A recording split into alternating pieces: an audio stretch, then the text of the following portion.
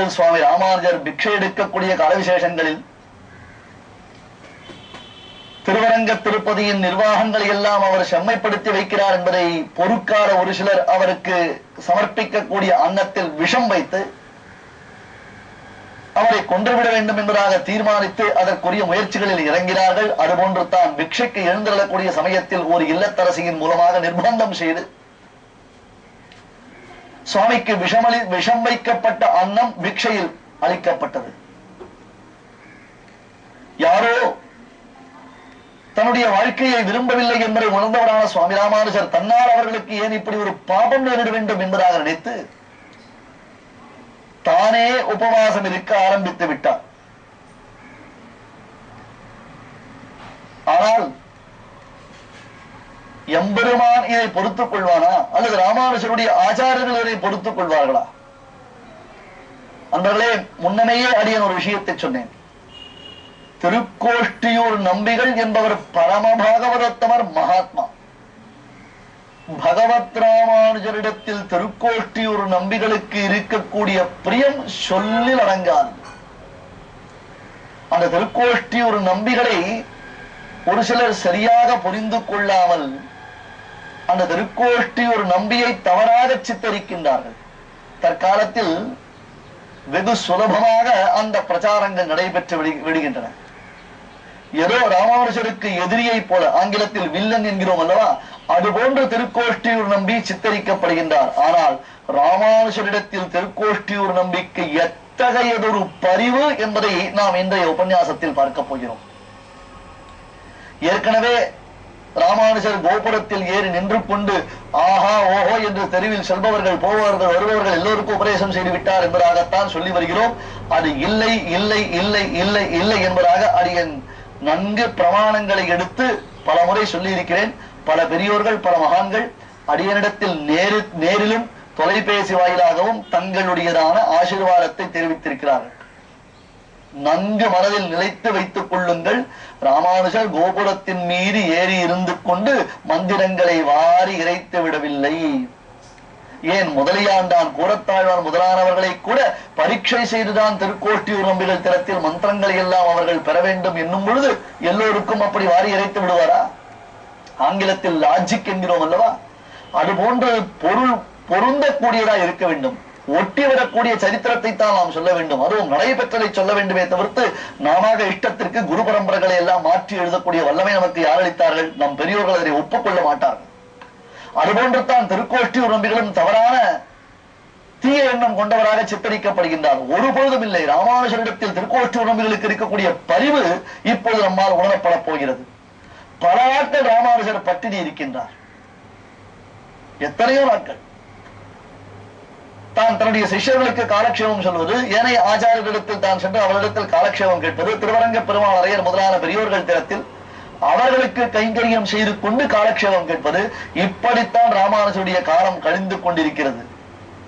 இந்த விஷயம் ராமானுஜர் பல நாட்கள் பட்டினி கிடக்கிறார் என்னும் விஷயம் திருக்கோஷ்டியூர் நம்பிகள் செவியில் விழுந்த மாத்திரத்தில் திருக்கோஷ்டியூரில் இருந்து நம்பிகள் புறப்பட்டு விட்டார்.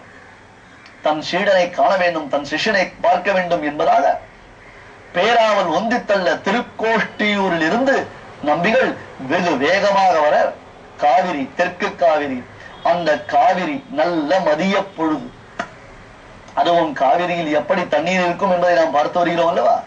நல்ல மதிய பொழுது தன் குருநாதர் தன் ஆச்சாரியர் திருக்கோஷ்டியூர் நம்பிகள் வருகிறார் என்பதை கேள்விப்பட்டு உடனே ராமானுஜர் அவரை எதிர்கொண்டு அழைப்பதற்காக செல்லுகிறார். நல்ல மதிய பொழுது, சுட்டரிக்கக்கூடிய சூரியன், அதுவும் காவிரியில் அப்பொழுது தண்ணீர் வரத்து இல்லாத சமயம். ஆச்சாரியன் வர சிஷ்யர் ஓடிச் சென்று ஆச்சாரியனை எதிர்கொண்டடித்து அந்த சுட்டரிக்கும் வெயிலில், அதுவும் காவிரியின் மணலில் விழுந்து விழுந்து விழுந்து ஆச்சாரியனை தண்டனிடுகிறார். எங்காவது நடக்குமா? இக்காலத்தில் யாராவது ஒரு சிறு பிள்ளை பெரியோரை பார்த்து விழுந்து வணங்கினதாக நாம் பார்க்க முடியுமா? நின்ற நிலையிலேயே தங்கள் சொக்காய் பாயிண்டுக்குள்ளே கைகளை விடுத்துக் கொண்டு தலை வணங்க கூட மாட்டார்கள். அந்த நிலையில் நிற்பார்கள். இங்கேயோ ஆச்சாரியர் வருகிறார் என்பதை உணர்ந்து சிஷ்யர் ஓடிச் சென்று கொதிக்கக்கூடியதான அந்த வெயில் காலத்தில், சுட்டரிக்கக்கூடிய வெயில் காலத்தில் காவிரி மணல் சுட்டுக்கொண்டே இருக்கிறது. ஒரு விஷயத்தை பாருங்கள், சூரியனுடைய இயற்கை சுபாவம் உஷ்ணம் இல்லையா? வெயில் காலத்தில் அந்த சூரியனுடையதான கொளுத்தும் கிரணங்களினாலே மணல் சூடு செய்யப்படுகிறது.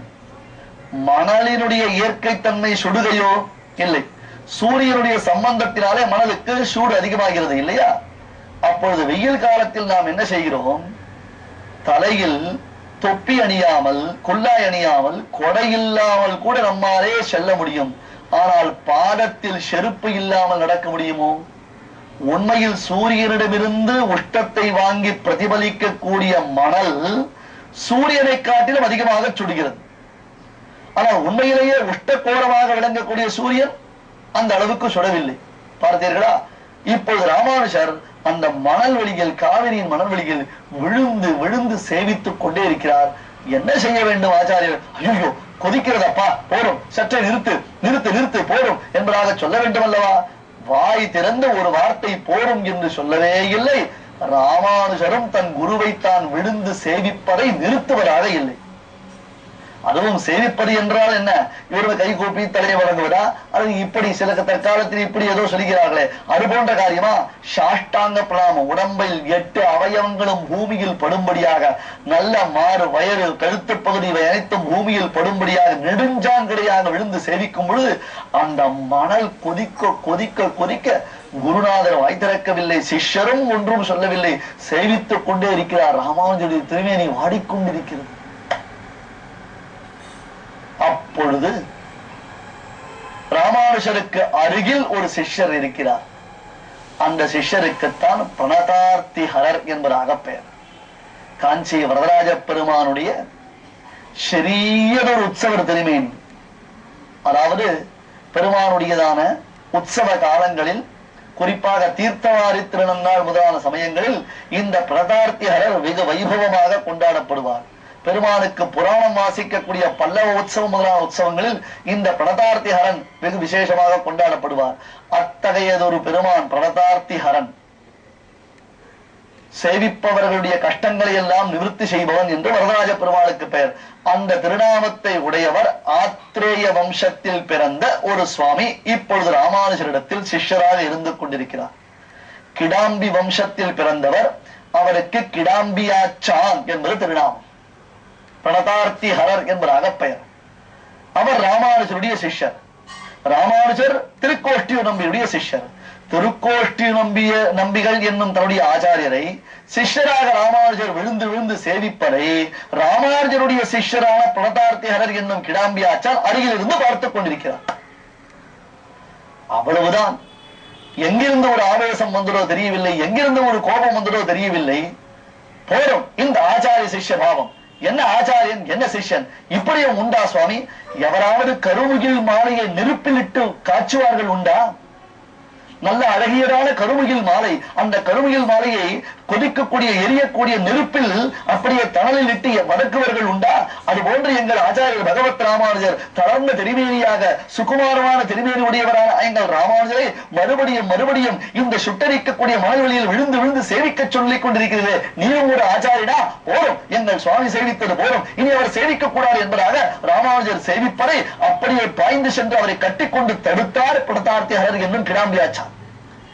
இதுவரையிலும் கடுமையாக ராமானுஜர் சேவித்துக் கொண்டிருக்கக்கூடிய காலவிசேஷத்தில் எதுவுமே பேசாமல் அவரையே பார்த்துக் கொண்டிருந்ததான திருக்கோஷ்டியூர் நம்பி புன்சிரிப்புடன் திருவாய் மலர்ந்தருளினார். பிள்ளாய், உம்மைத்தான் தேடி வந்தோம் என்று சொன்னார். உம்மைத்தான் தேடி வந்தோம். இது ராமானுஜரை குறித்து சொன்ன வார்த்தை இல்லை, பிரணதார்த்திஹரர் என்னும் அந்த கிடாம்பியாச்சானை குறித்து சொன்ன வார்த்தை. பிள்ளாய், உம்மைத்தான் தேடி வந்தோம். என்ன என்ன புரியவில்லையே? ராமானுஜருடைய திருமேனியில் பரிவு கொண்டவர் யார் இங்கு இருக்கிறார்கள் என்பதை அறிவதற்காகத்தான் இந்த பரீட்சை வைத்தேன். இதோ ராமானுஜனிடத்தில் அத்தியந்தம் பரிவு கொண்டவனாக நீ விளங்குவதினாலே இனி இது முதற்கொண்டு ராமானுஜர் வீடு வீடாக சென்று பிக்ஷை எடுத்து புஜிக்க வேண்டாம். அந்தந்த இடங்களில் அந்த அன்னங்களில் ஆகாரத்தில் விஷம் கலந்திருக்குமோ கலந்திருக்காரோ என்பதாக சந்தேகப்பட வேண்டாம். இனி ராமானுஜருக்கு ஏக பிக்ஷையாக நீ ஒருவனே தினந்தோறும் அந்த சுவாமிக்கு கைங்கரியங்கள் செய்து அவருக்கு நன்கு உணவு சமைத்து பரிமாற வேண்டியது. இந்த கைங்கரியத்தில் யார் வல்லவராய் இருப்பார்கள், ராமானுஜர் திருமேனியில் பரிந்து பரிந்து இருப்பவர்கள் யார் என்பதை தீர்மானிப்பதற்காகத்தான் வந்தேன். இனி நீதான் ராமானுஜருக்கு உணவு சமைத்து பரிமாற வேண்டும் என்று திருக்கோஷ்டியூர் நம்பிகள் கிடாம்பியாச்சானுக்கு நியமனம் அளித்தார். ராமானுஜா, நான் வந்த காரியம் முடிந்தது, எதற்கு வந்தேனோ அது முடிந்து விட்டது, நான் சென்று வருகிறேன் என்று அப்படியே சென்று விட்டார். என்ன ஒரு பரிவு! இந்த திருக்கோஷ்டியூர் நம்பியையா நாம் தவறு சொல்லுகிறோம்? இந்த திருக்கோஷ்டியூர் நம்பிகளுடைய பிரபாவத்தையா நாம் வாய்கூசாமல் தவறாக பேசுகிறோம்? யோசித்து பாருங்கள். சுவாமி ராமானுஜருக்காக திருக்கோஷ்டியூரில் இருந்து ஓடி வந்து இது போன்றதொரு பரீட்சை வைத்து அவர் வாடுவதைக் கண்டு சகிக்காத பிரணதார்த்திகரர் அதை தடுத்த பொழுது சந்தோஷத்துடன் அந்த பிரணதார்த்திகரையே ராமானுஜருக்கு மாதூகர கைங்கரியம், அதாவது உணவு சமைக்கும் கைங்கரியத்தை அளித்தார். அது முதற்கொண்டு பிரணதார்த்திகரர் என்னும் அந்த சுவாமி கிடாம்பியாச்சான் என்பவர் மடைப்பள்ளியாச்சான் என்று பெயர் பெற்றார். வைஷ்ணவ பரிபாஷையில் மடைப்பள்ளி என்றால் சமையலறை என்பதாக பொருள். மடைப்பள்ளி என்பதற்கு சமையலறை. சுவாமி ராமானுஜருக்கு மடைப்பள்ளி கைங்கரியம் செய்யக்கூடியவர் கிடாம்பியாச்சான்.